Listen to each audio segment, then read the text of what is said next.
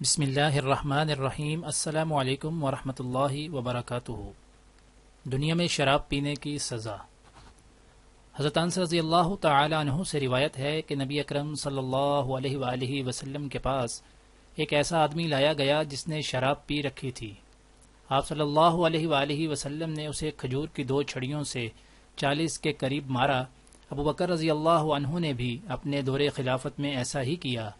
پھر جب عمر رضی اللہ تعالی عنہ خلیفہ ہوئے تو انہوں نے اس سلسلے میں لوگوں سے مشورہ کیا۔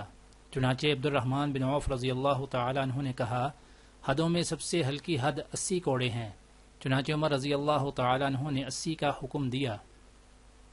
اس سلسلہ میں صحیح قول یہ ہے کہ شرابی کی حد 40 کوڑے ہیں، البتہ امام اس سے زائد 80 کوڑے تک کی سزا دے سکتا ہے، لیکن اس کا انحصار حسب ضرورت امام کے اپنے اجتہاد پر ہے۔ جزاکم اللہ خیرہ۔